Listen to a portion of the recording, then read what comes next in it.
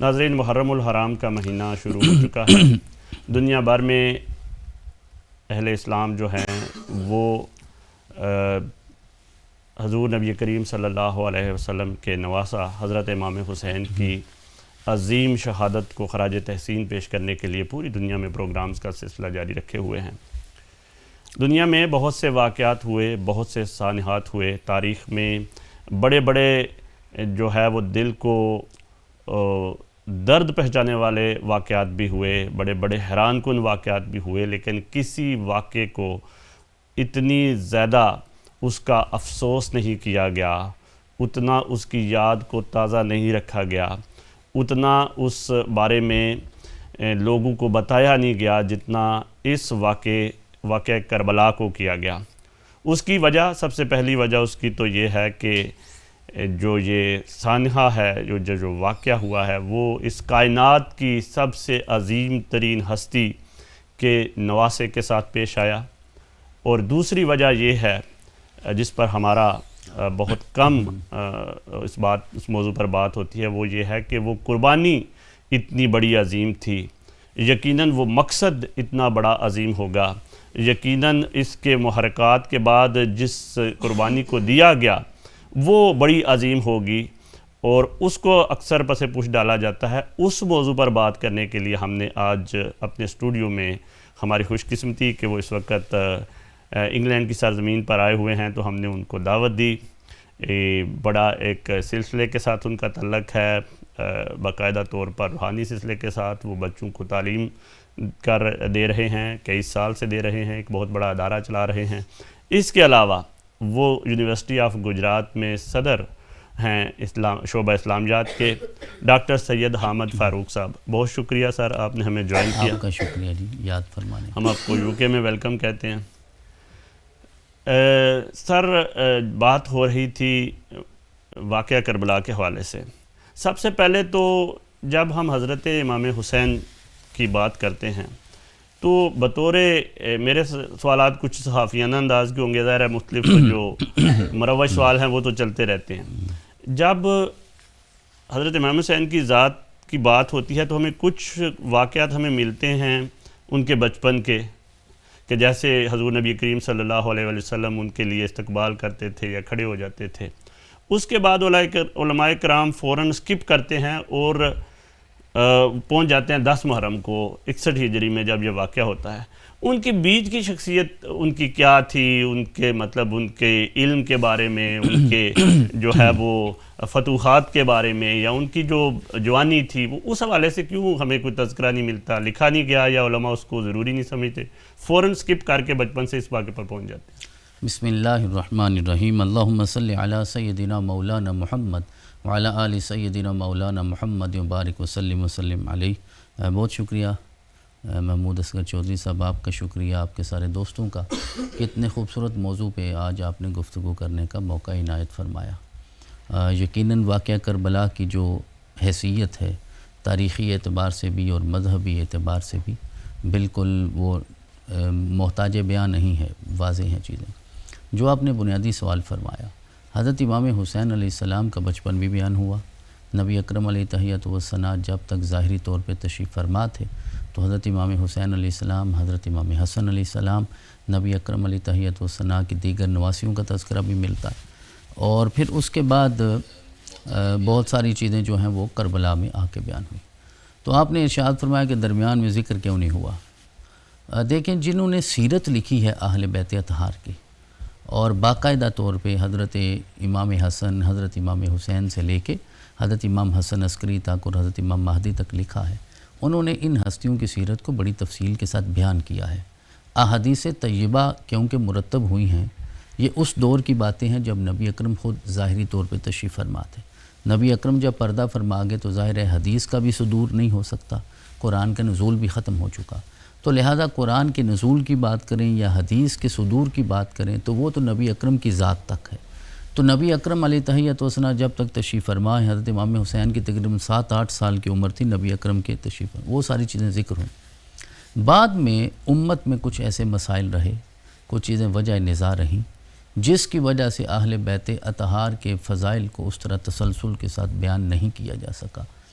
حضرت سیدنا صدیق اکبر رضی اللہ تعالیٰ عنہ جو خلیفہ اول ہیں، حضرت فاروق اعظم رضی اللہ تعالیٰ عنہ جو خلیفہ ثانی ہیں، حضرت سیدنا عثمان جو خلیفہ ثالث ہیں، ان تینوں ہستیوں کے ادوار میں بھی واقعات ملتے ہیں۔ حضرت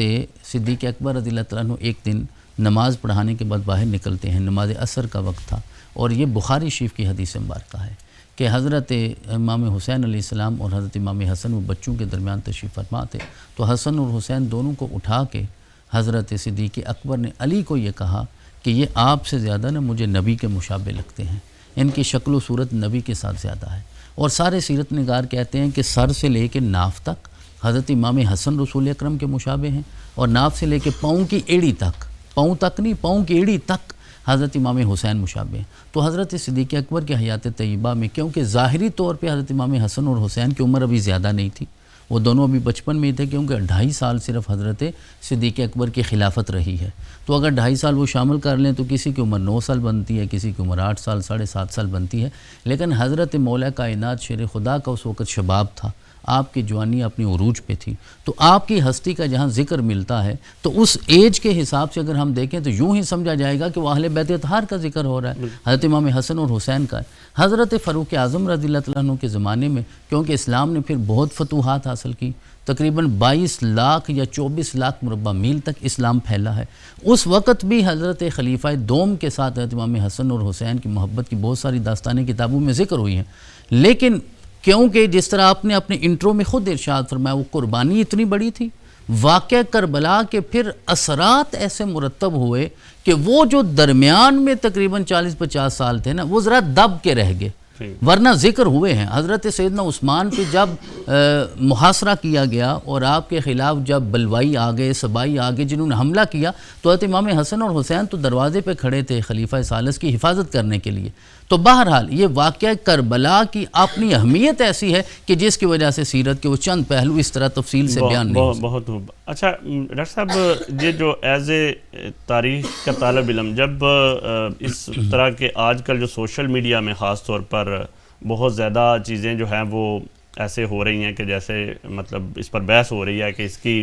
جو واقعے کے حوالے سے سوالات بھی اٹھنا شروع ہو گئے ہیں۔ یورپ میں ہم دیکھتے ہیں کہ باقاعدہ انہوں نے ایک قانون بنوایا تھا اپنا یہ جو یہودیوں کے بارے میں کہ کوئی کل کو اس کو یہ نہ کہہ سکے کہ ایسا واقعہ ہی نہیں ہوا، اور باقاعدہ اگر کوئی ایسی بات کرے تو وہ باقاعدہ ایک جرم کے زمرے میں آ جاتا ہے۔ تو سب سے پہلے تو یہ بتائیے کہ یہ کیوں ایسا نیا سلسلہ شروع ہوا ہے؟ کیا واقعی وہ مطلب لوگوں کا کہنا ہے کہ جو تاریخ لکھی گئی ہے، جو مین نام ہیں جن کو بعد میں لیا گیا وہ اس واقعے کے بھی بعد میں پیدا ہوئے، تو اس حوالے سے وہ اس کو ذرا شک کا اظہار کرتے ہیں کہ ہاں ہوا ہوگا لیکن ایسے نہیں ہوا ہوگا۔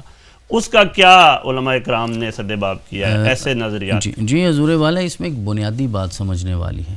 جو شہادت امام حسین ہے وہ تو باقاعدہ صحیح احادیث میں وارد ہوا ہے،